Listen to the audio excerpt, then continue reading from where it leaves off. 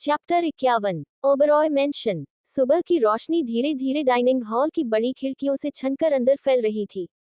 Oberoi mention की दीवारों पर टंगी पेंटिंग्स और नक्काशीदार लकड़ी की सजावट उस रोशनी में और भी भव्य लग रही थी। डाइनिंग टेबल पर ताजे फूलों की एक गुलदस्ता रखा था, जिसके पास बैठी निम्मी, साहिल और निर्मम के साथ नाश्ते के इंतजार में थी।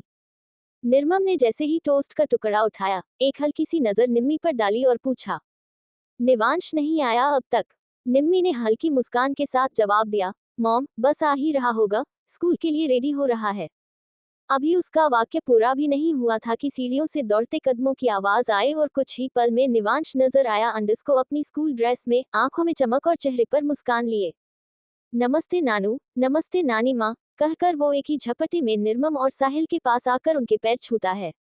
निर्मम ने स्नेह से उसके सिर पर हाथ फेरा और साहिल ने उसे अपनी गोद में खींच लिया। इतने में पीछे से धीमे धीमे कदमों की आहट आई। सबकी नजरें मुड़ी तो देखा, माधव और मिश्री सीढ़ियों से आ रहे थे। मिश्री की गोद में मिष्टी थी, जो आधी नींद में कुनमुना रही थी। माधव ने हल्के से गुड मॉर्निंग कहा और अपनी जगह पर बैठ गया। मिश्री ने मिष्टी को कुर्सी पर आराम से बैठाया और उसके बगल में खुद भी बैठ गई। डाइनिंग टेबल पर कुछ पल के लिए खामोशी छा गई, लेकिन उस खामोशी में एक अजीब सी उम्मीद थी। निर्मम की आंखें अनजाने ही मिश्री और माधव के चेहरों पर टिक गईं, लेकिन उनकी मौजूदगी में एक साथ बैठना, वो भी इतने दिनों बाद, निर्मम के दिल में एक हल्की सी आशा की लौ जला गया। शायद सब कुछ खत्म नहीं हुआ, शायद ये रिश्ता अभी भी सांस ले रहा है। उन्होंने मन ही मन सोचा। मिश्री ने ध्यान से देखा कि निर्मम उन्हें गौर से देख रही हैं। उसने हल्की मुस्कान दे पलकें झपका दी, जैसे उनके मन की बात समझ गई हो। कह रही हो सब ठीक है? साहिल ने माहौल को सहज बनाने की कोशिश की। तो निवांश महाराज, आज स्कूल में कौन सी शरारत करने का इरादा है? निवांश ने सीरियस हो जवाब दिया, मैं कोई शरारत नहीं करता। मैं बड़ा हो गया हूँ। निर्मम निवांश के शब्दों में विवान की झलक देख रही थी। उसने प्यारी मुस्कान के साथ कहा, बिल्कुल अपने पापा पर गया है। निवांश अपना ब्रेकफास्ट कर निर्मम, साहिल, मिश्री, माधव के पैर छू बाय कहता है। माधव की आंखें नम हो गईं।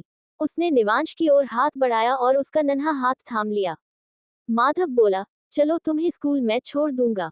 निम्मी मुस्कुरा रही थी, लेकिन उसकी मुस्कान में एक राहत थी कि जिस घर को उसने कभी अधूरा महसूस किया था, वो एक बार फिर पूरा दिखने लगा था।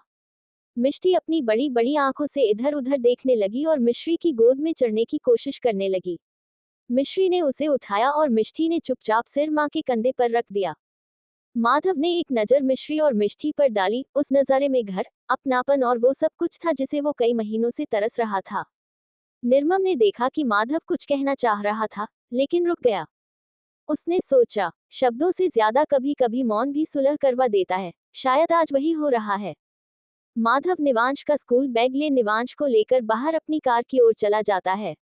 बिल्कुल, आइए इस दृश्य को भावनात्मक, दृश्यात्मक और संवाद प्रधान शैली में इस तरह से लिखते हैं, जिससे मिश्री के भीतर का द्वंद्व और निम्मी की बहन जैसा स्नेह उजागर हो। योजक चिन्ह, योजक चिन्ह, योजक चिन्ह। डाइनिंग टेबल से उठते हुए मिश्री ने मिष्टी को गोद से उतारकर बड़े स्नेह से निर्मम की गोद में रखा। मिष्टी खिलखिलाकर दादी की बाहों में सिमट गई। मिश्री ने कुछ पल चुप रहकर अपनी आंखें नीचे झुकाईं, फिर हिम्मत बटोरकर बोली, माँ, पापा, क्या मैं अपनी जॉब फिर से शुरू कर सकती हूँ? उसका स्वर धीमा था, लेकिन उसमें छिपी ख्वाहिश स्पष्ट थी। डाइनिंग टेबल पर एक पल के लिए फिर से खामोशी पसर गई। साहिल और निर्मम ने एक दूसरे की ओर देखा, कोई संवाद नहीं हुआ, बस एक नजर में उन्होंने सब समझ लिया। साहिल ने मुस्कुराते हुए कहा, क्यों नहीं बेटा, जब तुम्हारा मन करे, तुम ज्वाइन कर सकती हो। किसी चीज की कोई बंदिश नहीं है अब। निर्मम ने ममता से मिश्री का हाथ थामते हुए सिर हिलाया, जैसे वर्षों से उसके इस फैसले का इंतजार था। योजक चिन्ह, योजक चिन्ह, योजक चिन्ह। ड्राइविंग सीट पर बैठी निम्मी ने कार स्टार्ट की। मिश्री चुपचाप बगल की सीट पर बैठी बाहर की तरफ देख रही थी। शहर की भीड़भाड़ पीछे छूटती जा रही थी। रास्ता अब पेड़ों और सूनी गलियों से होता हुआ वीरान सड़कों की ओर मुड़ गया। कार अंततः एक सुनसान गांव के किनारे रुकी, जहां किसी जमाने में थर्ड आई गैंग की सीक्रेट प्लेस हुआ करती थी। अब वह जगह वीरान थी, दीवारों पर धूल जमी थी, लेकिन उसके भीतर की दीवारों पर अतीत की स्याही अब भी गहरी थी। मिश्री ने चारों ओर देखा, वो जगह उसे अजीब सी बेचैनी दे रही थी। दी, हम यहाँ क्यों आए हैं? मिश्री ने पूछा।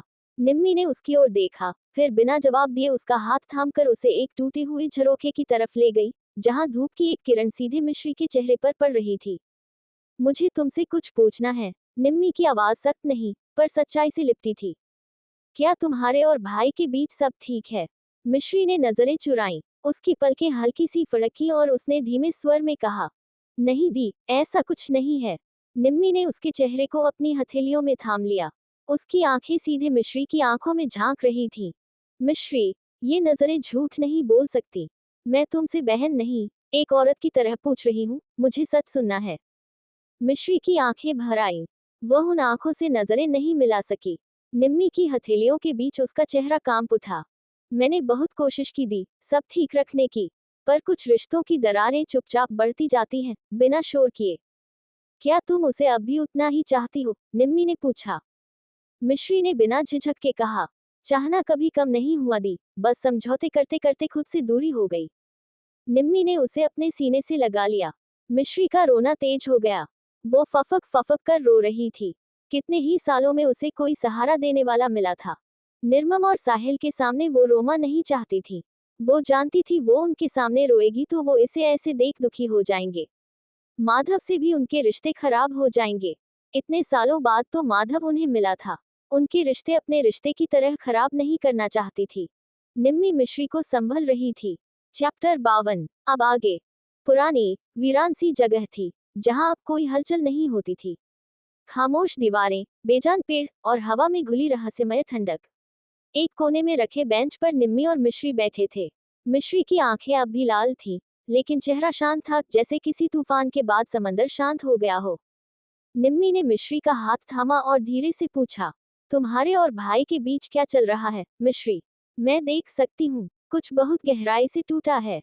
मिश्री ने नजरें झुका ली, कुछ पल चुप रही, फिर बोली, माधव को सब पता है दीदी। क्या? निम्मी की आवाज सख्त नहीं थी, लेकिन उसकी धड़कनें तेज हो गईं। उन्हें पता चल गया है कि मैं थर्ड आई के लिए काम कर चुकी हूँ। निम्मी सन रह गई। मिश्री बोलती चली गई, उन्हें कभी मेरी आवाज नहीं सुनाई दी, न दीदी। वो हमेशा साइलेंस को समझते रहे। और मैंने उन्हें झूठ कहा। झूठ? हाँ, जब उन्होंने पूछा कि क्या मैं किसी गैंग का हिस्सा थी, तो मैंने मना कर दिया। और अब जब उन्होंने अपनी आंखों से सब देखा, तो उनके लिए सब खत्म हो गया। मिश्री की आंखें फिर भर आईं। वो निम्मी की तरफ देखती है, लेकिन अब नजरें नहीं चुराती। अब वो जानना चाहते हैं कि थर्ड आई कौन थी। और वो चाहते हैं मैं उन्हें थर्ड आई की सारी इंफॉर्मेशन दूं। मैं ये नहीं कर सकती दी। निम्मी ने एक गहरी सांस ली। वो जानती थी, तुमने जो किया, वो गलत नहीं था, मिश्री, निम्मी ने धीरे से कहा। तुम्हें अपने सच का सामना करना ही था। लेकिन याद रखना, सच कभी अकेला नहीं होता। मैं तुम्हारे साथ हूँ, और अगर तुम माधव को सच्चाई बताना चाहती हो, तो मैं तुम्हारी मदद करूंगी। लेकिन एक शर्त पर। मिश्री ने नजर उठाए, पहले खुद को माफ करो। और जान लो, तुम जो भी थी, हो या बनोगी, तुम सिर्फ एक गलती नहीं हो। तुम उससे कहीं ज्यादा हो। मिश्री की आंखों से फिर आंसू निकल पड़े, लेकिन इस बार वो आंसू बोझ के नहीं, राहत के थे। निम्मी ने उसे गले से लगाया, और दोनों बहनों की तरह देर तक यूं ही बैठी रहीं, बीते हुए कल को पीछे छोड़, आने वाले कल के लिए थोड़ी हिम्मत बटोरते हुए। मिश्री बोली, मैं आपके खिलाफ कैसे सब माधव जी को बता सकती हूँ? ये मुझसे नहीं होगा दी। लेकिन मुझसे होगा। आज नहीं तो कल सच भाई के सामने आएगा ही। कब तक हम छिपा सकते हैं? लेकिन कब तक? निम्मी ने अपने मन में सोचते हुए कहा। दूसरी ओर, ओबरॉय मैंशन की दोपहर की खामोशी में दरवाजा खुलने की धीमी सी आवाज आई। हॉल की साइड में रखे हुए एंटीक घड़ी की टिक टिक से जैसे उस पल की गवाही मिल रही थी। Living area. साहिल ओबरॉय आरामदायक कुर्सी पर बैठे एक बिजनेस मैगजीन में खोए हुए थे, जिसमें उनके बच्चों की उपलब्धियों का जिक्र था। बगल में निर्मम बैठी थी, जिनकी गोद में मिष्टी थी, और वो अपनी छोटी सी गुड़िया के खिलौनों में खोई हुई थी। तभी मिष्टी की नजर दरवाजे की ओर गई, और उसके चेहरे पर खिलखिलाहट दौड़ पड़ी। निवांश। वो उछलकर सोफे से नीचे उतरी और दौड़ते हुए निवांश की ओर भागी। निवांश भी मुस्कुराते हुए आगे बढ़ा और मिष्टी को कसकर गले से लगा लिया। उनके मासूम आलिंगन में जो सच्चा अपनापन था, वह हॉल के हर कोने को पिघला गया। पीछे से विवान भी अंदर दाखिल हुआ, निवांश का स्कूल बैग कंधे से उतारते हुए। विवान ने निवांश की ओर हल्का सा सिर झुकाकर इशारा किया। निवांश ने समझदारी दिखाते हुए मिष्टी का हाथ थामा और सीढ़ियों की ओर बढ़ चला। चलो मिष्टी, ऊपर चलकर खिलौनों से खेलते हैं। जब बच्चे सीढ़ियों पर चढ़ते हुए ऊपर चले गए, तब विवान ने बैग टेबल पर रखा और धीमे कदमों से साहिल और निर्मम के सामने आ खड़ा हुआ। वो झुके और दोनों के पैर छुए। निर्मम ने एक पल को विवान की तरफ देखा। उनका चेहरा कोमल था, लेकिन साहिल अब भी अपनी मैगजीन के पन्नों में आंखें गड़ाए बैठे थे, जैसे उनका मन वहां था ही नहीं। साहिल की नजरें सख्त थीं। उनका मन आज भी उसी दिन में अटका था जब विवान की एक गलतफहमी, एक लापरवाह फैसले ने निम्मी को उनके जीवन से 7 साल के लिए दूर कर दिया था। विवान की आवाज टूटी हुई लेकिन दिल से निकली हुई थी। Sorry dad. एक लंबा सन्नाटा। विवान ने अपना सिर और झुका लिया। मैं जानता हूँ मैंने जो किया, उससे आपका विश्वास टूटा, निम्मी को आपसे दूर कर दिया, लेकिन मैं सच में। उसकी आवाज कांप रही थी। पछता रहा हूँ हर रोज, हर पल। मैं निम्मी और निवांश को अपने साथ कपूर मैंशन ले जाना चाहता हूँ, पूरी इज्जत के साथ। साहिल ने मैगजीन टेबल पर रख दी। कुछ पल तक विवान को ऐसे घूरते रहे जैसे आंखों से ही सारे सवालों के जवाब निकाल लेना चाहते हों। फिर उनकी आवाज सन्नाटे को चीरती हुई गूंजी। तब ये इज्जत कहाँ चली गई थी, विवान? उद्धरण चिन्ह डॉट डॉट डॉट। जब तुमने मेरी बेटी को शादी के सिर्फ एक हफ्ते बाद तलाक दे दिया था। उनके शब्दों में गुस्सा नहीं था, लेकिन एक बाप का टूटा हुआ आत्मसम्मान और 7 सालों का दर्द था। तब क्यों नहीं तुम्हें मेरी बेटी की फीलिंग्स, उसकी इज्जत और उसके आंसुओं की परवाह हुई? क्यों? विवान। विवान की नजरें जमीन में धंसी जा रही थीं। उसकी आंखों के किनारे भीग चुके थे। वो कुछ बोल नहीं पा रहा था। फिर उसने भर्राए आवाज में कहा, मुझे माफ कर दीजिए, डैड। एक गलतफहमी ने सब छीन लिया। निम्मी का भरोसा, आपका आशीर्वाद, सब कुछ। मैंने जो किया, उसका कोई बहाना नहीं है।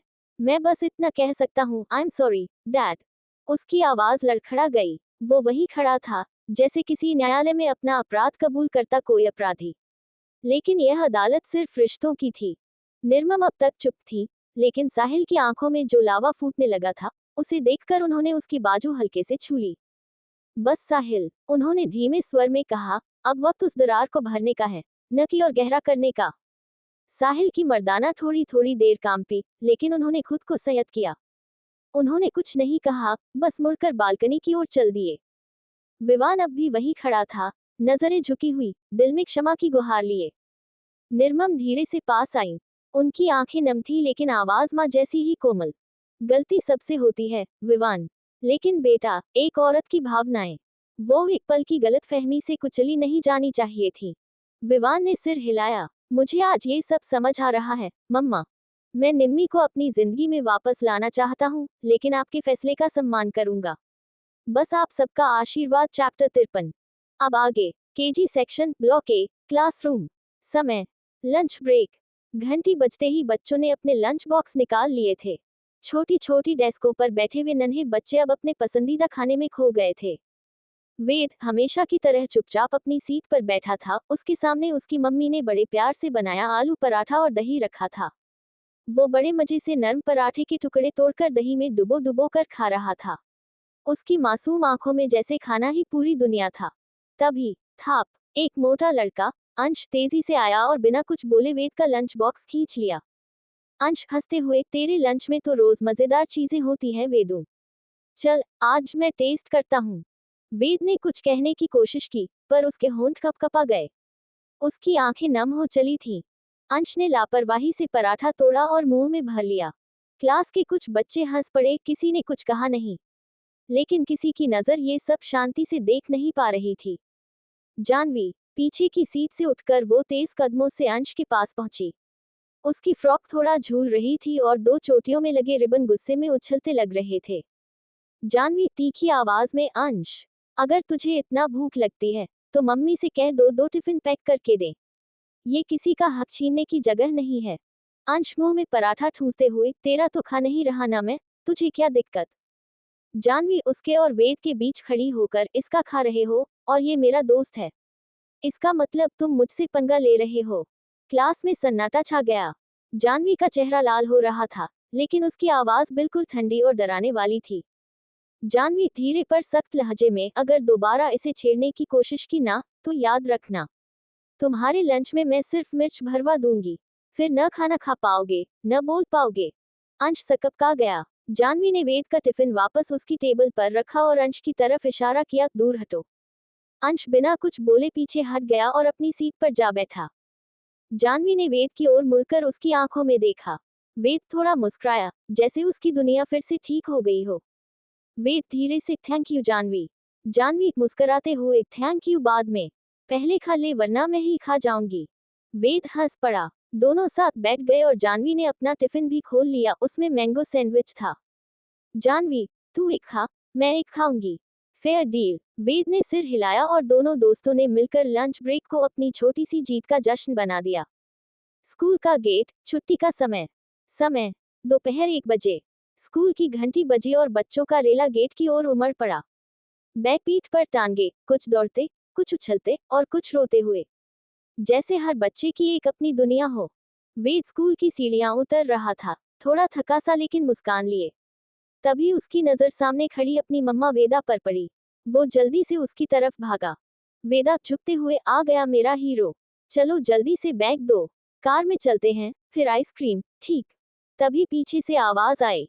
जानवी बिल्कुल स्पष्ट स्वर में, आंटी, अपने बेटे को लड़ना सिखाए। अपने हक के लिए तो खड़ा हो ही सकता है, जब देखो कोई भी आकर इसे बुली कर जाता है। वेदा पलटी। सामने वही नन्ही मगर बहादुर बच्ची खड़ी थी, जिसकी आंखों में चिंगारी और लहजे में गुस्सा था। वेदा हल्के मुस्कुराते हुए, क्या करूं बेटा, ये अपने डैड पर गया है, एकदम मासूम और शांति के पुजारी। वेद चुपचाप अपनी मम्मी की टांग के पीछे छुप गया। वेदा ने मजाकिया अंदाज में कहा, काश मेरा बेटा थोड़ा सा मुझ पर चला होता, तो आज स्कूल में शेर का बच्चा कहलाता। जानवी गर्व से, कोई बात नहीं, आप मुझे इसकी दोस्त बना दीजिए, फिर देखिए कोई इसे छू कर तो दिखाए। वेदा हंसते हुए, डन, तुम इसकी दोस्त बन गई हो तो अब मेरा डर खत्म। जानवी मुस्कुरा दी, उस मुस्कान में बच्चेपन का आत्मविश्वास और परिपक्वता दोनों थे। उसी वक्त जानू, जानवी की माँ, स्कूल की दूसरी तरफ से तेजी से चलती आई। जानू थोड़ा खींच कर, जानवी, तुम हर बार किसी से लड़ती ही रहती हो, यहाँ पढ़ने आती हो या WWF लड़ने।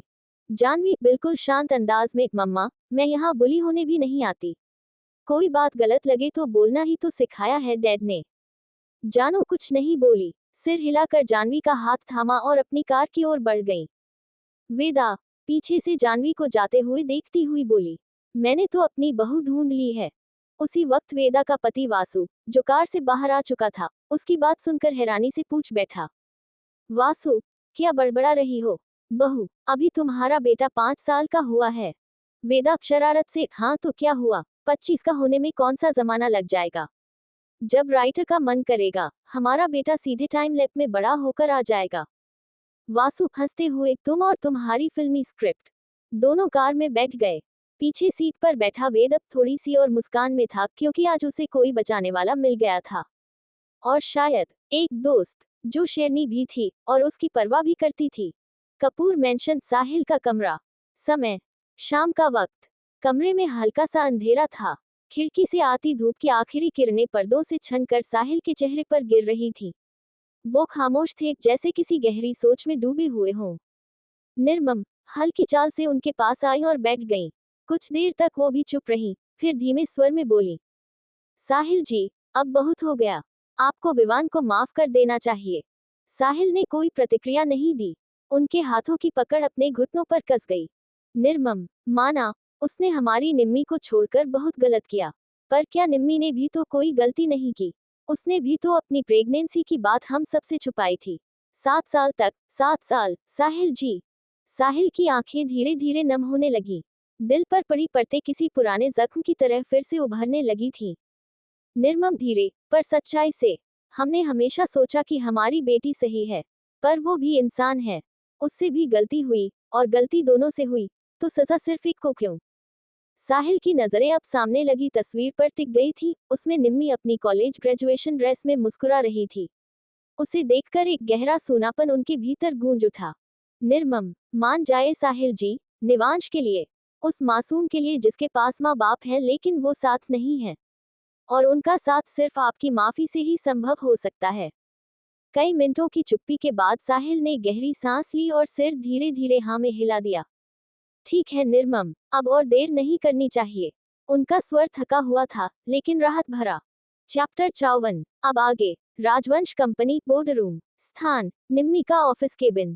समय वही शाम। बोर्ड रूम की खिड़की से सूरज ढलता नजर आ रहा था। सामने एक लंबी टेबल पर ढेरों फाइलें बिखरी थीं, जिनमें निम्मी और ऋषि सिर झुकाए काम कर रहे थे। निम्मी अब भी अपने पुराने रूप में थी, सधी हुई, शांत और काम के प्रति समर्पित। राजवंश कंपनी के नए विस्तार प्लान्स पर उसका फोकस अटल था। ऋषि फाइल से नजर हटाकर बोला, निम्मी, आज माँ इंडिया आ रही हैं। निम्मी ने एक पल को आंखें बंद की, फिर सिर हिलाते हुए बोली, ठीक है, मैं एयरपोर्ट से रिसीव कर लूंगी। ऋषि उसे देख मुस्कुराया, तुम अब भी सब कुछ खुद ही करना चाहती हो, है ना? निम्मी के होठों पर एक थकी हुई सी मुस्कान आई। कुछ आदतें कभी नहीं जाती ऋषि। निम्मी ने एक पल के लिए फाइलें बंद की। उसकी उंगलियां कांप रही थी, आंखों में एक चुप घुटन। तुम जानते हो, ऋषि, थर्ड आई ने उनसे क्या छीना है? उसका स्वर धीमा था, पर उसमें घुला था गुस्सा, ग्लानि और एक लंबी चुप्पी का भार। ऋषि की उंगलियां रुक गईं। उसने धीरे से आंखें बंद की, जैसे शब्दों से पहले अपने भीतर कुछ समेट रहा हो। जानता हूँ, उसने गहरी सांस लेते हुए कहा, फिर थम कर बोला, थर्ड आई ने अपने पेरेंट्स की मौत का बदला लिया है, निम्मी, और थर्ड आई को हमने बनाया भी इसी मकसद से था। निम्मी ने उसकी ओर देखा, आंखों में गीली बेचैनी थी। विनु और निवान आराम से बालकनी में बैठकर कुछ मीठी सी बातें कर रहे थे। निवान एक फाइल को स्टडी कर रहा था, जबकि विनु उसकी बगल में बैठी ठंडी हवा में बालों की लटों को संवार रही थी। अचानक पीछे से छोटी छोटी पदचापें सुनाई दी, थप थप थप। छोटी सी फूलों वाली फ्रॉक पहने वेदांशी वेदु दौड़ती हुई उनकी ओर आई। उसका चेहरा खिलखिलाता, मासूमियत से दमकता था। अरे अरे वेदु, विनु ने मुस्कुराते हुए उसे गोद में उठा लिया। बच्चा, इतनी तेज क्यों दौड़ रही हो? कहीं गिर जाती तो चोट लग जाती ना? वेदु ने भोली सी शक्ल बनाए, आंखें बड़ी बड़ी खोलकर बोली, मुझे नानू के घर जाना है। विनु ने हैरानी से उसकी मासूम बात सुनी और उसकी नन्ही सी ठुड्डी को पकड़ते हुए मुस्कुराई। अच्छा, तुम्हारा नानू के घर जाने का मन भी है। मुझे तो लगा था कि तुम अपने विवान डैडी को छोड़कर कहीं नहीं जाओगी। वेदु ने झट सिर हिलाया, पहले कभी नहीं जाना मुझे, मैं तो कहती थी, नहीं जाना। लेकिन अब जाना है। विनु ने हंसते हुए पूछा, अरे, अब ऐसा क्या हो गया? वेदु ने थोड़ा शर्माते हुए जवाब दिया, क्योंकि अब वहां मेरे निवांश भैया हैं ना, मुझे उनसे मिलने जाना है। विनु की आंखों में नमी सी चमक आई। उसने वेदु को सीने से लगा लिया। उस एक वाक्य में एक बच्ची का सारा स्नेह, अपनापन और निश्चल प्रेम समाया था। निवान, जो अब तक शांत बैठा था, मुस्कुरा कर बोला, ओफो, तो प्रिंसेस को अपने भाई से मिलना है। वेदु ने ताली बजाए, हाँ। वीनू बोली, अच्छा ठीक है, हम चलेंगे कल नानू के घर, निवेश से मिलने। निवान बोला, हम बहुत जल्द तुम्हारी मासी माँ और निवांश को यही ले आएंगे। चाहिए। निर्मम ने विवान के सिर पर हाथ रखा, लेकिन उनकी आंखों में अब भी हिचक थी। पहले जाओ, अपनी निम्मी से बात करो। विवान निर्मम से बोला, मम्मा मुझे पापा की रजामंदी चाहिए। चैप्टर 55। मुंबई एयरपोर्ट के बाहर हल्की ठंडी हवा बह रही थी। शाम की सुनहरी रोशनी में हवाई अड्डे के बाहर की चहल पहल थोड़ी धीमी हो चली थी। लोगों की आंखों में अपनों से मिलने की बेचैनी और थकान दोनों थी। निम्मी और ऋषि एयरपोर्ट के बाहर खड़े, बस एक चेहरा तलाश रहे थे, वो चेहरा जिसने कभी उनके घर की दीवारों में रोशनी भरी थी। सामने से प्लेन सफेद सिल्क की साड़ी में, साधारण लेकिन गरिमामयी चाल के साथ, शिवानी राजवंश बाहर निकली। साड़ी की कोरों की तरह ही उनका चेहरा भी एकदम सीधा और शांत था, न कोई शिकन, न कोई मुस्कान। चेहरा थकन से भरा था, लेकिन उसकी गहराई में खुशी का कोई चिन्ह नहीं था। ऋषि तुरंत आगे बढ़ा और बिना कुछ कहे झुककर उनकी चरण वंदना की। मॉम, कैसे हो आप? उसकी आवाज में बच्चे सी कोमलता थी। शिवानी ने बस सिर हल्का सा हिलाया। उनके होंठ हिले तक नहीं। ऋषि के पिता की मृत्यु के बाद मानो उन्होंने जीवन से संवाद करना ही बंद कर दिया था। निम्मी, जो कुछ कदम पीछे खड़ी थी, आगे आई। उसकी आंखों में आदर और स्नेह था। आंटी जी, सफर कैसा रहा? उसने प्यार से शिवानी का हाथ थामा और उन्हें कार की ओर सहारा देते हुए ले गई। लेकिन उत्तर में फिर वही शून्य, केवल एक हल्की गर्दन की हिलावट, जो शायद ठीक का संकेत थी। पर निम्मी को ये मौन भीतर तक चुभ गया। कार में चुप्पी पसरी रही। कभी कभी मौन सबसे ऊंची आवाज होता है, शिवानी का मौन ऐसा ही था। योजक चिन्ह, योजक चिन्ह, योजक चिन्ह। राजवंश मेंशन के मुख्य द्वार पर कार की रुकने की आहट हुई। दरवाजा खुलते ही नन्हे कदमों की आवाज गूंज उठी। दादी, जानवी भागती हुई आए और शिवानी से लिपट गई। उसका चेहरा पूरी तरह खिल गया। शिवानी की आंखों में पहली बार हलचल हुई। वो झुकी और जानवी के माथे को चूमा। तुम ठीक हो ना, मेरी बच्ची? उस एक वाक्य में दादी का प्यार, चिंता और रिश्ते की गर्मी थी। निम्मी ने देखा, शिवानी की आंखों में थोड़ी नमी थी। शायद इस मासूम बच्ची की मासूमियत ने उनके जमे हुए भावों को हल्का सा पिघला दिया था। जानू, जो पीछे खड़ी थी, आगे बढ़ी और झुककर शिवानी के पैर छुए। मॉम, आइए बैठिए, आप थक गई होंगी। शिवानी ने बस सिर हिलाया, लेकिन ये बार उनके चेहरे पर थोड़ी कोमलता दिख रही थी। ओबरॉय मैंशन की दीवारों पर रात की परछाइयां पसरी हुई थीं। पूरे घर में सन्नाटे के बीच रोशनी का एक सुकून भरा असर था, लेकिन इस सुकून के पीछे बहुत कुछ अधूरा था। मुख्य द्वार खुला और वीनू, निवान और छोटी सी नटखट वेदू अंदर दाखिल हुए। वेदू के कदम रुकने का नाम ही नहीं ले रहे थे। वो सीढ़ियां चढ़ती गई, मानो उसे किसी और दुनिया में जाना हो। निवांश, वो चिल्लाती हुई ऊपर भागी। उसका दिल बस अपने उस प्यारे भाई से मिलने को मचल रहा था, जिसने अभी कुछ दिन पहले ही उसकी दुनिया में कदम रखा था। योजक चिन्ह, योजक चिन्ह, योजक चिन्ह। नीचे डाइनिंग एरिया में मिश्री अपने पुराने सलीके और सादगी के साथ सर्वेंट्स के साथ मिलकर डाइनिंग टेबल को सजाने में लगी थी। हर प्लेट, हर चम्मच को ठीक करना, सलाद की पत्तियों को करीने से सजाना, ये सब उसकी आदत थी। वीनू और निवान को देखकर उसका चेहरा हल्का खिल गया। दी, जीजा जी, डिनर करके ही जाएगा, वो आदर और अपनापन लिए आगे आई। वीनू मुस्कुरा दी, उसके चेहरे पर वही स्नेह और अपनापन था जो एक बड़ी बहन में होता है। बिल्कुल भाभी, वैसे मिष्टी कहाँ है? उसके पूछते ही निर्मम ने हल्के मजाकिया लहजे में कहा। जब से निवांश आया है, उसी के आगे पीछे घूमती रहती है, किसी और को दिखती ही नहीं। योजक चिन्ह, योजक चिन्ह, योजक चिन्ह। तभी बाहर से आरव आता है। जैसे ही उसकी नजर वीनू और निवान पर पड़ी, वो झुककर उनके पैर छूता है। खुश रहो, वीनू स्नेह से उसका सिर सहलाती है। लेकिन निवान पीछे हटता है, मुस्कुराकर बोला, क्या आरव यार, ये पैर मत छुआ कर, मैं तुझसे ज्यादा बड़ा नहीं हूँ। आरव ने शरारत से कहा, बड़े तो हो जीजू, चाहे 10 साल बड़े हो या 12, बड़े तो बड़े होते हैं। सबके चेहरों पर हल्की मुस्कान थी। वातावरण में एक क्षण के लिए गर्मजोशी भर आई थी।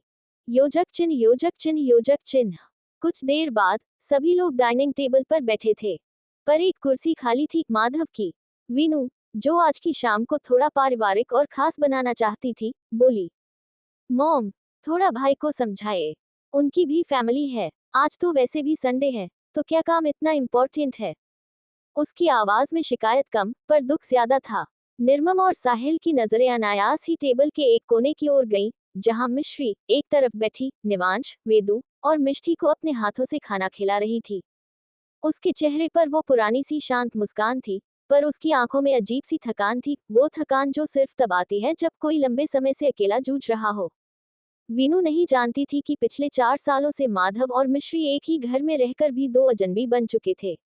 एक दूसरे से लगभग बात तक नहीं करते, बस बच्चों के बीच से ही कोई संवाद निकलता और फिर ठहर जाता।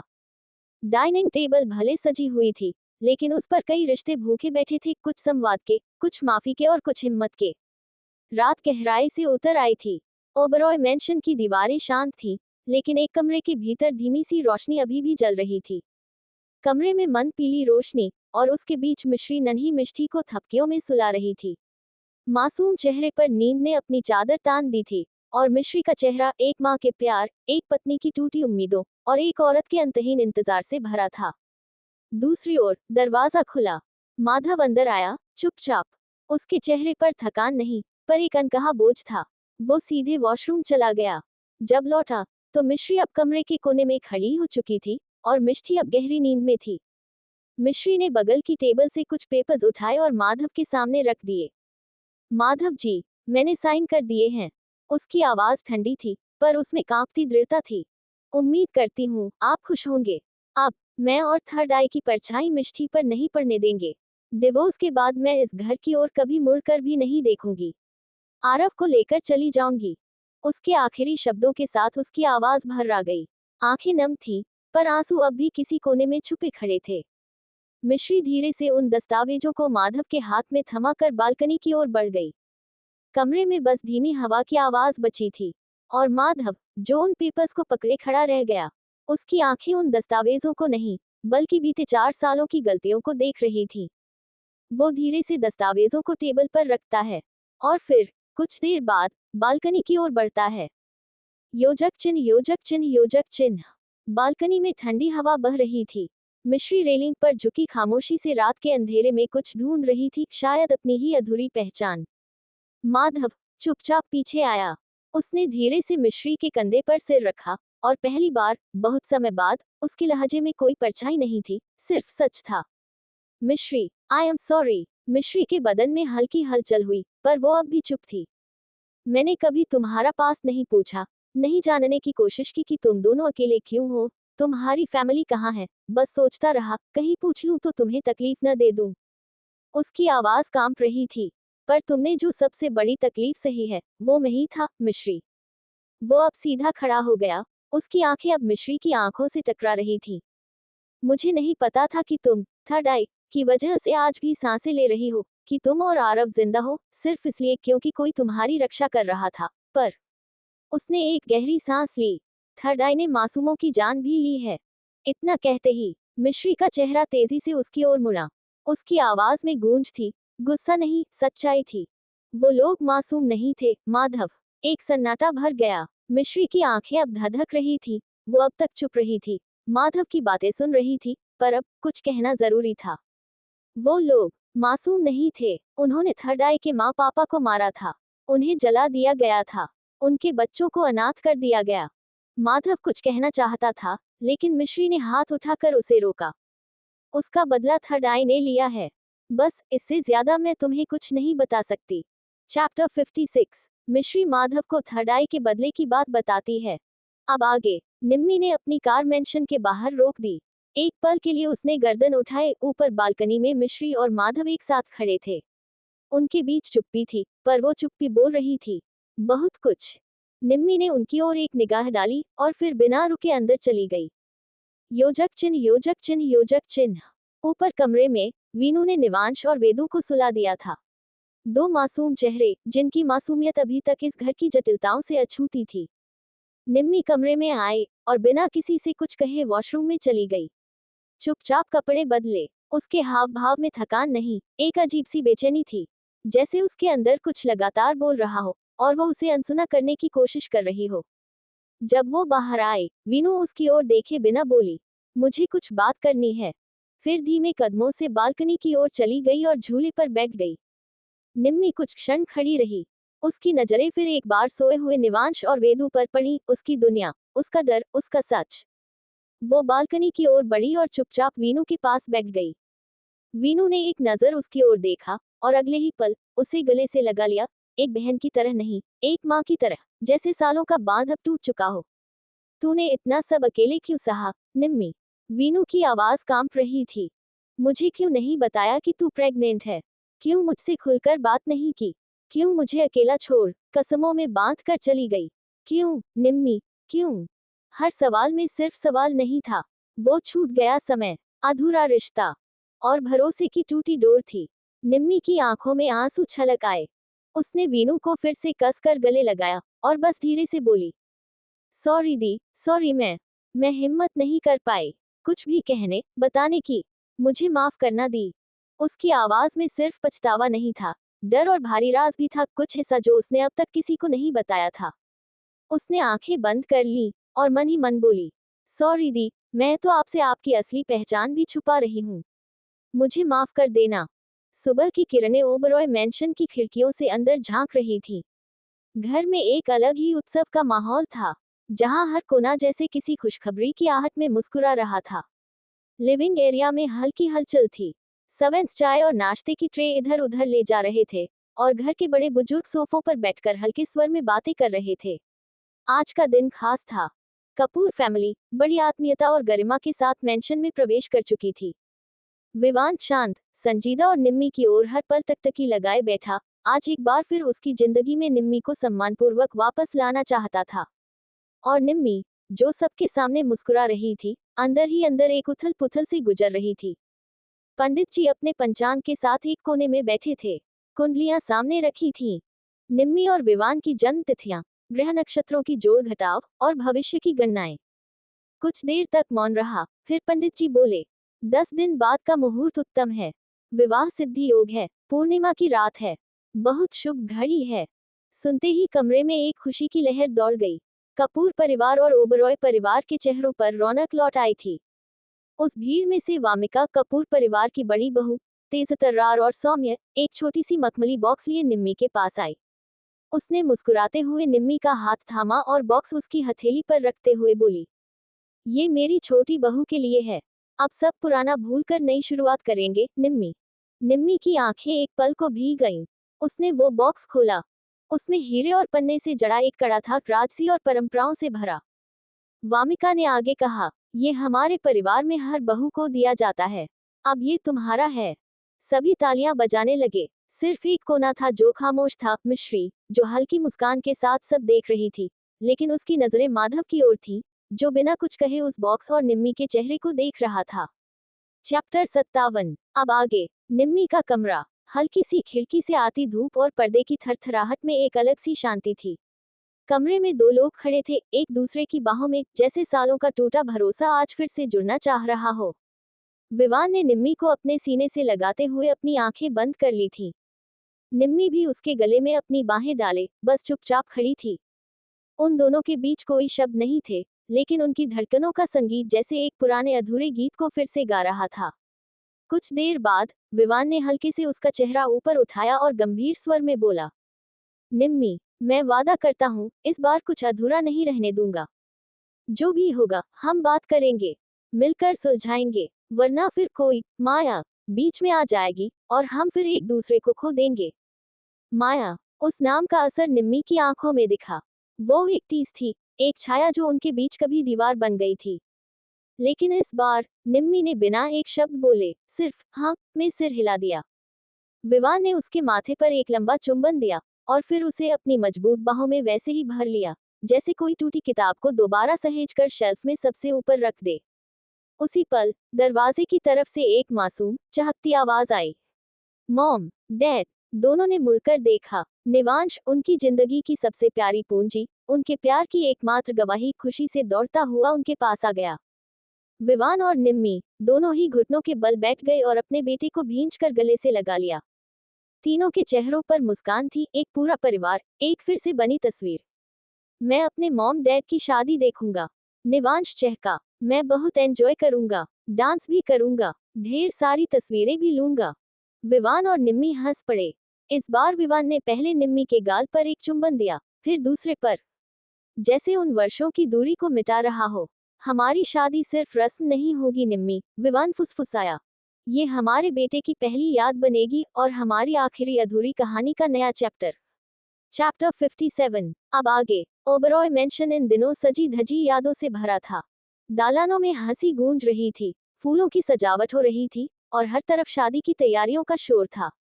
निम्मी और विवान की शादी सिर्फ दो आत्माओं का मिलन नहीं, बल्कि सालों पुरानी गलती का प्रायश्चित, एक परिवार की नई कहानी का आरंभ था। लेकिन इस सब के बीच ऊपर वाले कमरे में एक और कहानी अपने अंतिम पन्नों की ओर बढ़ रही थी। माधव का कमरा, हल्की सी रोशनी और एक फाइल जो सब कुछ कह चुकी थी। मिश्री चुपचाप खड़ी, अपने हाथ में लिए हुए डिवोर्स पेपर्स को माधव की ओर बढ़ा देती है। उसकी आंखों में न आंसू थे, न ही शिकायत, बस एक थकी हुई स्थिरता। मैंने साइन कर दिए हैं। उसका स्वर स्थिर था, जैसे किसी ने अपना सब कुछ समेट कर रख दिया हो। दी की शादी के बाद मैं ये घर छोड़ दूंगी, आरव को लेकर, बहुत दूर, वहां जहां मेरे अतीत की परछाइयां हमारी बच्ची के आसपास भी ना पहुंचे। माधव कुछ क्षण बस खड़ा रहा। उसने पेपर्स लिए, लेकिन जैसे उसकी उंगलियां कांप रही थीं। उसकी नजर मिश्री के चेहरे पर टिक गई, जो अब शांत थी, लेकिन उसके भीतर की आंधियां माधव को साफ सुनाई दे रही थी। उसका मन चाह रहा था कुछ कहे, उसे रोके, माफी मांगे, कुछ भी, लेकिन जैसे शब्द उसकी जुबान तक आते ही रोक जाते। उसे अब जाकर एहसास हुआ था कि जो औरों को उसकी परछाई लगती थी, वही लड़की खुद अपने अतीत की आग में जलती रही, और मैं बस आंखें मूंदे रहा। मिश्री ने कोई उम्मीद नहीं रखी थी। वो बस पलटी और एक बार बिस्तर पर चैन से सो रही मिष्टी को देखा। फिर धीमे से आगे बढ़ी और अपनी बच्ची के माथे को चूम लिया। माँ बनना आसान नहीं होता, उसने खुद से कहा, और माँ बनकर जिंदा रहना, जब हर कोई तुम्हारा अतीत तुम्हारे सिर पर थोपता है, और भी मुश्किल। वो बस चुपचाप दरवाजे की ओर बढ़ी। माधव अब भी कुछ नहीं कह पाया था।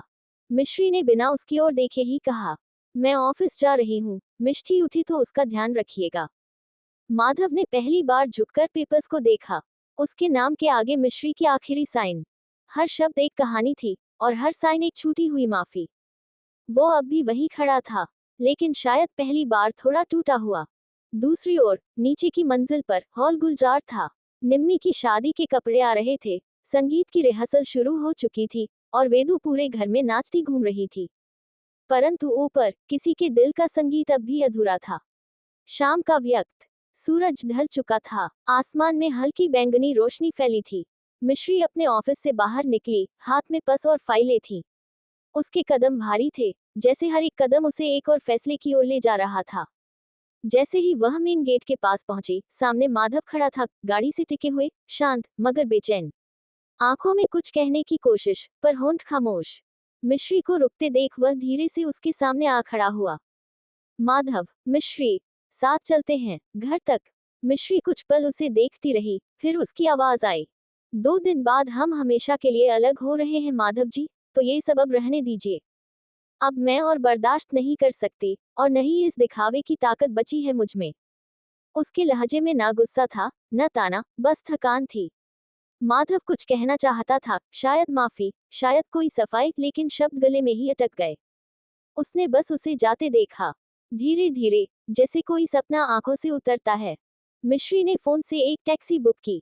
कुछ ही मिनटों में एक सफेद टैक्सी आ रुकी। वो चुपचाप बैठी, दरवाजा बंद किया और बिना पीछे देखे चली गई। माधव वहीं खड़ा रहा। गाड़ी के जाते हुए टेल लाइट्स में उसके चेहरे की बेचैनी साफ थी। उसके सामने से एक रिश्ता दूर जा रहा था, ऐसा रिश्ता जिसे उसने कभी समझने की कोशिश ही नहीं की। रात, ओबरॉय मैंशन का गार्डन। हल्की हवा चल रही थी, घास पर उसकी बूंदें चमक रही थीं। मिश्री अकेली एक बेंच पर बैठी थी, हाथ में कॉफी का मग। पर वो कॉफी नहीं पी रही थी, बस चांद को देख रही थी। उसके चेहरे पर एक गहरी थकावट थी, शायद आत्मा तक उतर चुकी थी। तभी पीछे से वीनू धीरे धीरे आई। वो कुछ देर तक चुपचाप मिश्री को देखती रही, फिर उसके पास बैठ गई। वीनू, मिश्री, क्या तुम कुछ छिपा रही हो? मिश्री की नजरें अभी भी चांद पर टिकी थीं, लेकिन वीनू की आवाज सीधी उसके दिल पर पड़ रही थी। मिश्री, आज ऑफिस के बाहर सब सुना मैंने, 2 दिन बाद सब खत्म हो जाएगा, इसका मतलब क्या है? क्या तुम भैया को डिवोर्स देने की सोच रही हो? मिश्री का शरीर जैसे जड़ हो गया। उसकी सांसें हल्की मगर भारी हो गई थी। एक पल को कुछ नहीं बोली, लेकिन वीनू के भीतर बेचैनी बढ़ती जा रही थी। वीनू फिर बोली, मिश्री, साथ में बैठकर हल निकाल सकते हैं। जो भी बात है, बताओ। डिवोर्स कोई हल नहीं है। मिष्टी के बारे में सोचो, वो कैसे तुम्हारे बिना रहेगी। तुम कहो तो मैं भैया से बात करूं। मैं नहीं चाहती कि ये बात माँ पापा तक पहुंचे, उनसे पहले ही सब ठीक कर लो। मिश्री ने गहरी सांस ली, फिर कॉफी का ठंडा मग नीचे रखा और धीरे से बोली, दी, क्या हर रिश्ता सिर्फ बच्चों के लिए चलना चाहिए? क्या हर दर्द को सिर्फ इसलिए पी जाना चाहिए कि बाहर से सब ठीक दिखे? वीनू चुप रही, सुन रही थी। अब वो उसे टोकना नहीं चाहती थी। वीनू कुछ देर उसकी बगल में बैठी रही, फिर धीमे से बोली, बस एक बार सब मिलकर हल करने की कोशिश करो मिश्री। कभी कभी चुप्पी ही रिश्तों को मौन कर देती है, और जब हम बोलना चाहें तब बहुत देर हो चुकी होती है। इतना कहकर वीनू उठी, उसकी आंखें भीगी थीं। वो कुछ और कहे बिना मेंशन की ओर लौट गई। मिश्री अब भी चुप थी, पर उसके दिल में एक युद्ध चल रहा था। तभी पीछे से कदमों की आहट हुई। निम्मी थी। वो बिना कुछ कहे आए और मिश्री को कसकर गले लगा लिया। निम्मी, मैं तुझे सबसे पहले से जानती हूँ, तेरे दर्द को तेरे चेहरे की झुर्रियों से पढ़ सकती हूँ। अगर तुझे सहारा चाहिए तो मैं हूँ, लेकिन याद रख, मैं तुझे मजबूर नहीं करूंगी इस रिश्ते में बने रहने के लिए। मैं नहीं चाहती कि तू मेरी तरह किसी गलतफहमी की वजह से किसी से दूर हो जाए। मिश्री, जो अब तक खुद को मजबूत दिखा रही थी, टूट गई। उसने निम्मी को कसकर पकड़ लिया। उसकी उंगलियां उसके कंधों में धंस गईं, उसकी आंखों से झरझर आंसू बहने लगे।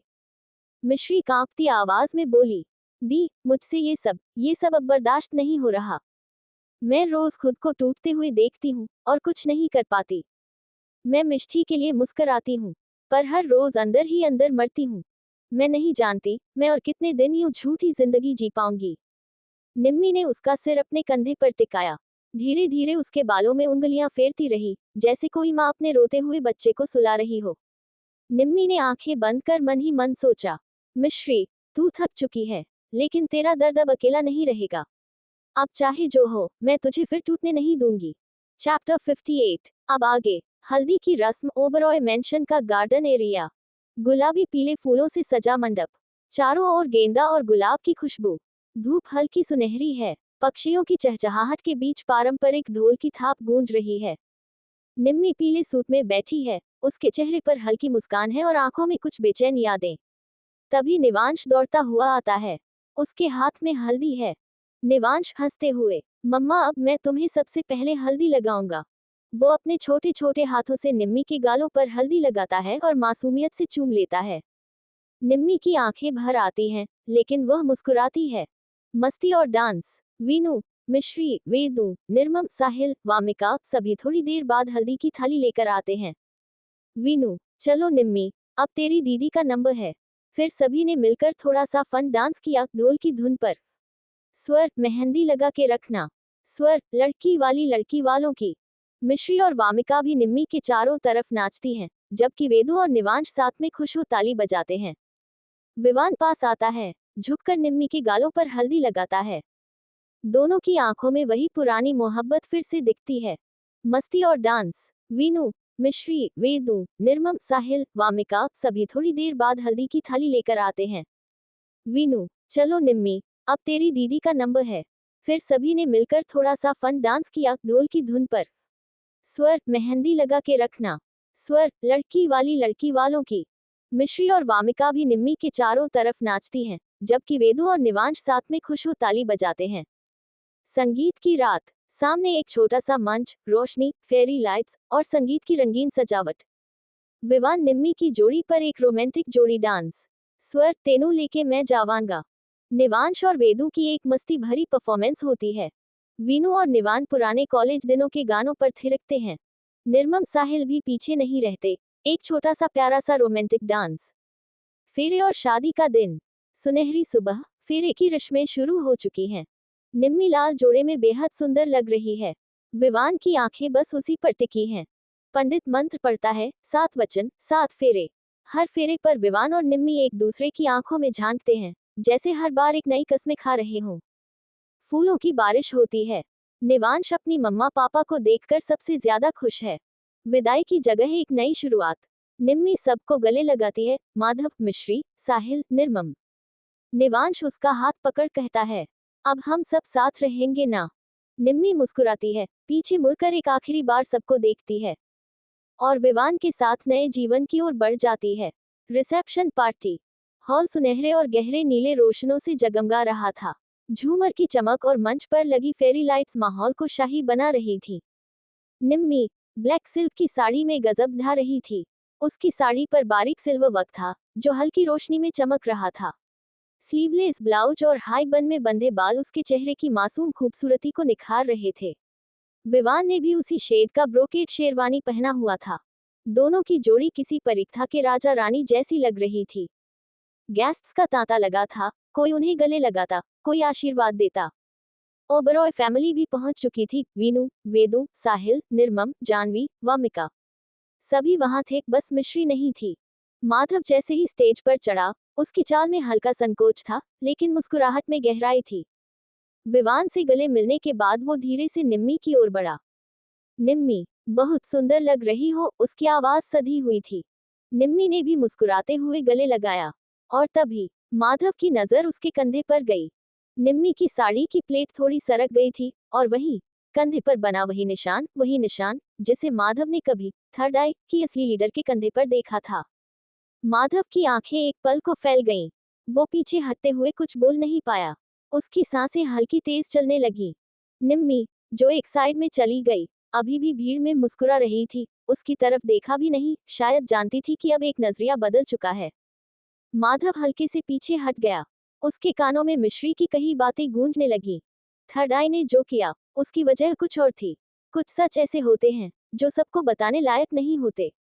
माधव का मन अब और शांत नहीं था। क्या निम्मी वही है, वो रहस्यमयी लीडर? क्या मिश्री उसे बचा रही थी? वो वापस भीड़ में आ गया। पर उसकी निगाहें अब निम्मी पर टिकी थी, वो जो सबके सामने हंस रही थी, लेकिन अंदर शायद एक रहस्य को दफना रही थी। चैप्टर 59। अब आगे। मिश्री अपने कमरे की बालकनी में बैठी थी। हाथ में कॉफी का कप था, लेकिन उसके होठों से वो एक घूंट भी नहीं जा रही थी।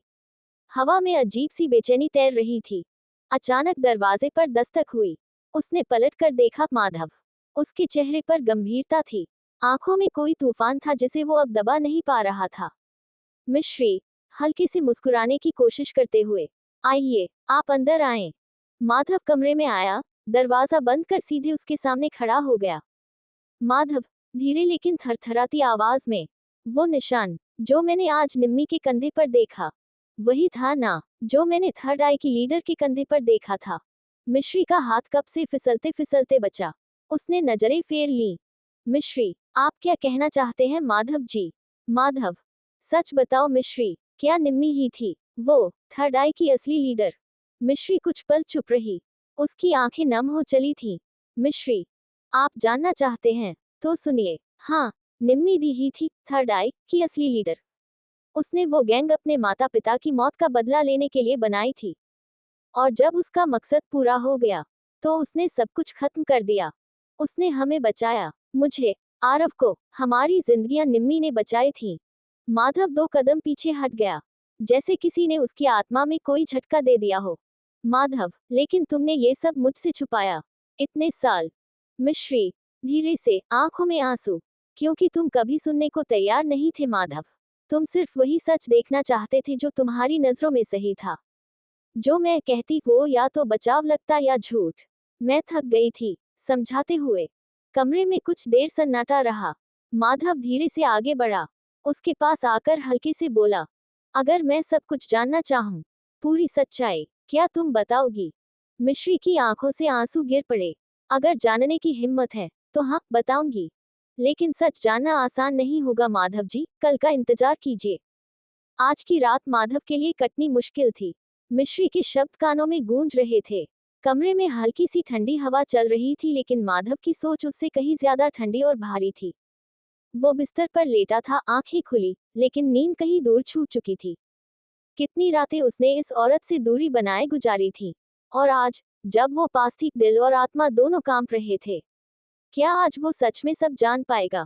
सुबह ओबरॉय मैंशन। धीरे धीरे रोशनी कमरे में भर रही थी। पर्दे के पीछे से सूरज की किरणें बिस्तर तक पहुंच रही थी। मिश्री अपने बाल हल्के से समेटते हुए उसके पास आई। चेहरा शांत था, पर आंखें कुछ कह रही थी। ग्रेटर देन माधव जी, आज आपको सच जानना है ना? तो चलिए। उसका स्वर दृढ़ था, जैसे वो खुद भी अब पीछे मुड़ना नहीं चाहती। माधव ने कोई सवाल नहीं किया, चुपचाप उठकर तैयार होने चला गया। जब वो नीचे आया, घर में हलचल थी। डाइनिंग एरिया में मिश्री सर्वेंट्स के साथ नाश्ता परोस रही थी। वह सहज थी, जैसे कोई बड़ा निर्णय लेने के बाद आत्मा शांत हो जाती है। मिष्टी नरमम की गोद में बैठी हंसते हुए पनीर का टुकड़ा खा रही थी। वो बेफिक्र थी इस तूफान से जो उसके माँ बाप के बीच चल रहा था। मिश्री ने एक बार उसे देखा, आंखों में ममता, भय और वादा तीनों एक साथ थे। वो आगे बढ़ी, झुककर मिष्टी के माथे को चूमा। ग्रेटर देन मम्मा थोड़ी देर में आएगी, गुड गर्ल बनना। मिष्टी मुस्कुरा दी। बाहर ओबरॉय मैंशन के सामने मिश्री अपनी कार की ड्राइविंग सीट पर आ बैठी। वो एक अनुभवी ड्राइवर जैसी सहज थी, पर उसके दिल की रफ्तार उससे कहीं तेज थी। माधव कुछ क्षणों में बगल की सीट पर आकर बैठ गया। ना उसने कुछ कहा, ना मिश्री ने। कार आगे बढ़ी और वक्त जैसे पीछे छूटने लगा। थर्ड आई सीक्रेट लोकेशन। करीब 40 मिनट के ड्राइव के बाद वो एक वीरान सी बिल्डिंग के पास पहुंचे। पुरानी दीवारें, चारों ओर पेड़ों की आड़ में छिपी सी एक जगह जो शायद किसी जमाने में सिर्फ एक ठिकाना नहीं, बल्कि एक जुनून की गवाही थी। यही है थर्ड आई का सच, मिश्री ने धीमे से कहा। माधव बाहर निकला और उसके पीछे चलने लगा। सीढ़ियों से नीचे उतरते हुए उसे महसूस हुआ कि वो किसी रहस्य की गहराई में उतर रहा है, जो उसकी सोच से कहीं ज्यादा बड़ा है। एक भारी दरवाजा खुला। अंदर एक हॉल था, पुरानी फाइलों, कंप्यूटर सिस्टम, मैप्स, बोर्ड्स और दीवारों पर टंगे कुछ मास्क के साथ। और वहां पहले से निम्मी और ऋषि मौजूद थे। निम्मी ने माधव की ओर देखा, आंखें थकी हुई थी, लेकिन अब उनमें डर नहीं था। चैप्टर 60। अब आगे। थर्ड आई की सीक्रेट प्लेस पर। एक धुंधली रोशनी वाली अंडरग्राउंड लोकेशन थी वो। दीवारों पर लगे स्क्रीन पर निगरानी कैमरों की फुटेज चल रही थी और चारों ओर फैला सन्नाटा किसी तूफान से पहले की खामोशी जैसा था। माधव, मिश्री, ऋषि और निम्मी सब वहां खड़े थे। चारों की आंखों में सवाल थे, जवाब ढूंढते, अपने अपने अतीत के टुकड़ों से जूझते। निम्मी ने एक लंबी सांस ली। उसकी आंखों में कोई अनकहा बोझ था और आवाज में वर्षों की तपिश। मैं ही हूँ भाई, इस थर्ड आई की लीडर, उसने सीधे माधव की आंखों में देखते हुए कहा। माधव जैसे कुछ पल के लिए जड़ हो गया। मिश्री का चेहरा जर्द पड़ गया और ऋषि की मुट्ठियां अपने आप भींच गईं। ये गैंग मैंने अपने बायोलॉजिकल पेरेंट्स की मौत का बदला लेने के लिए बनाई थी। उसकी आवाज कांप नहीं रही थी, लेकिन उसमें ऐसी ठंडक थी जो अंदर तक चीर दे। सबको ढूंढकर, एक एक करके, थर्ड आई ने मौत के घाट उतार दिया। उसके शब्दों में शिकस्त नहीं, संतोष था। मेरा असली नाम निशिका राजवंश। माधव की भौहें चढ़ी। मिश्री ने उसकी ओर देखा। उसकी आंखों में दर्द के साथ साथ एक जानी पहचानी बेचैनी थी। निमिष्का ओबरॉय, वो पहचान थी जो मुझे मॉम डैड ने दी थी, लेकिन मैं जानती हूँ मैं कौन हूँ। मुझे सब याद है, मेरा पूरा पास्ट। कुछ सेकंड के लिए सन्नाटा छा गया, लेकिन दी को कुछ भी याद नहीं। अब की बार उसकी आवाज भीगी थी। कुछ भी नहीं, और मैं चाह कर भी ये सच उन्हें नहीं बता सकती, ना ही बताना चाहूंगी। उसने मिश्री की ओर देखा, जो अब तक खामोश खड़ी थी। उसकी आंखों में सवाल थे, जैसे वो सब सुन रही थी लेकिन कुछ समझ नहीं पा रही थी। मैं उम्मीद करूंगी कि आप मिश्री को किसी भी बात का जिम्मेदार नहीं मानेंगे। निम्मी का गला भर आया था, लेकिन उसने खुद को संभाल लिया। जब मैं 5 साल की थी, उसने आगे कहना शुरू किया, हमारे घर में आग लगा दी गई थी। एक भयानक रात थी वो। चीखें, धुआं, आग और सन्नाटा। किस्मत अच्छी थी कि मैं और दी बच गए। उसने मिश्री की ओर देखा, जो अब फटी आंखों से उसे देख रही थी। माधव कुछ कहना चाहता था, पर शब्द गले में अटक गए। निम्मी, या अब जिसे हम निशिका कहें, अपनी जगह से हटकर दीवार पर लगी एक तस्वीर के पास चली गई। वहां एक महिला और पुरुष की ब्लैक एंड व्हाइट तस्वीर टंगी थी। उसके माता पिता। ये मेरे असली माँ बाप थे। उन्हें सिर्फ इसलिए मार दिया गया क्योंकि उन्होंने गलत के आगे झुकने से इनकार कर दिया था। वो उस शख्स के किसी घोटाले को दुनिया के सामने लाना चाहते थे, लेकिन उसने पावर, पैसे, प्रॉपर्टी के लिए उन्हें खत्म कर दिया। कुछ लोगों से मिलकर मैंने हर एक को खत्म कर दिया। ऋषि की आंखें गीली हो चली थीं। माधव रोहंदे गले से बोला, तुमने ये सब अकेले झेला, निशिका, और हमें भनक भी नहीं लगी, क्योंकि मैं चाहती थी कि कोई मेरा बोझ ना उठाए। बस बदला पूरा करना था। वो पूरा हुआ। अब ये गैंग भी खत्म है। मिश्री अब भी कुछ समझने की कोशिश कर रही थी।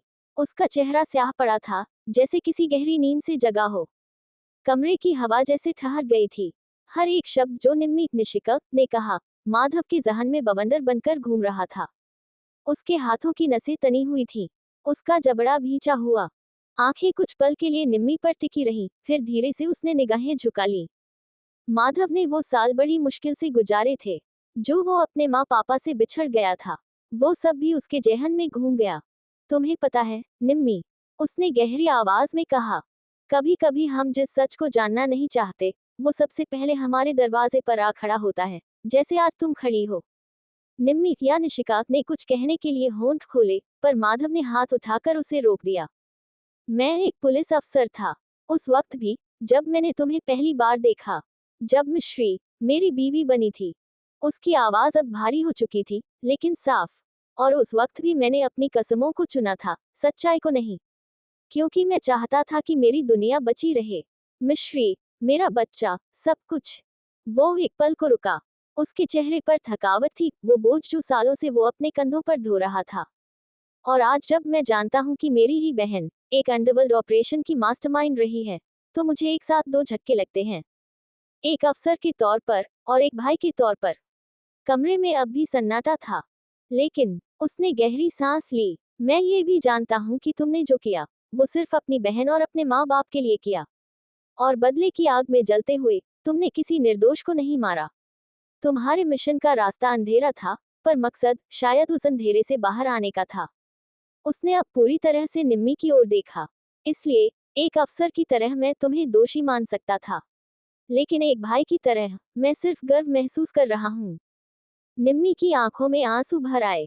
मैंने कभी नहीं चाहा कि आप या दी इस सच में उलझो। उसने धीरे से कहा, लेकिन शायद आज वक्त था सच को सामने लाने का। माधव ने एक कदम आगे बढ़ाकर निम्मी के सिर पर हाथ रखा। अब ये लड़ाई खत्म हो चुकी है। अब तुम सिर्फ मेरी बहन हो, निशिका नहीं, निम्मी। और मैं तुम्हारा भाई, जो हमेशा तुम्हारे साथ रहेगा, चाहे बीते कल में कितना भी अंधेरा क्यों न हो। मिश्री, जो अब तक चुप थी, उसकी आंखों से आंसू बह निकले। ऋषि भी थोड़ा पीछे हट गया, ताकि उस क्षण की गरिमा बनी रहे। माधव ने आखिरी बार कहा, आज तुमने खुद को मुक्त किया है, निम्मी, अब वक्त है खुद को माफ करने का। निम्मी की आंखों में आंसू थे, पर अब हल्केपन का एहसास था, जैसे वर्षों का बोझ आज उसके सीने से उतर गया हो। ऋषि एक कोने में खड़ा सब देख रहा था, मगर मिश्री, वो अब भी एक जगह ठहरी खड़ी थी। उसका चेहरा बिल्कुल सफेद पड़ चुका था, जैसे उसके भीतर कुछ दरक चुका हो, या फिर कोई पहचाना चेहरा अजनबी बन गया हो। उसने धीमे कदमों से निम्मी की ओर देखा, फिर माधव की ओर। कुछ कहना चाहा, पर आवाज भीतर ही दम तोड़ गई। माधव की नजरें अब उस पर टिक गईं। मिश्री, उसकी आवाज में वह नरमी थी, जो सिर्फ टूटे रिश्ते में ही आ सकती है। मिश्री ने धीरे से उसकी ओर देखा। कब से जानते थे? आवाज बेशक धीमी थी, मगर भीतर जैसे बिजली कौंध गई हो। माधव ने गहरी सांस ली। सब कुछ तो नहीं, लेकिन हाँ, शक बहुत पहले से था। और जब तुम मुझसे दूर होने लगी, जब तुम्हारी आंखों में अनजाने दर्द दिखाई देने लगे, तब समझ आ गया था कोई राज है। मिश्री की आंखें छलकने लगी। तुम्हें मुझ पर भरोसा नहीं था? थी, बहुत थी, पर मैंने अपनी वर्दी को चुना, तुम्हारे बजाय। माधव का गला भर आया। उस दिन जब मुझे पता चला कि थर्ड आई की एक सक्रिय मेंबर मेरी पत्नी है, मैं टूट गया था, लेकिन फिर तुम्हारे गर्भ में हमारा बच्चा था। मैं चुप रहा, ताकि तुम पर शक न आए, ताकि तुम्हारा चेहरा पढ़ सकूं। शायद किसी दिन तुम खुद सब कह दो। पर तुम चली गई, मिश्री। दीवार बनाकर खड़ी हो गई मेरे और अपने बीच। मिश्री अब थर थर कांप रही थी। मैं खुद से लड़ रही थी, माधव, हर रोज। अपनी बहन की सच्चाई से, अपने गुनाहों से, अपनी चुप्पी से। मैं सिर्फ एक पत्नी नहीं थी, एक बहन भी थी, जो अपनी बहन, उस दोस्त को बचाना चाहती थी, जिसने मुझे जिंदगी दी।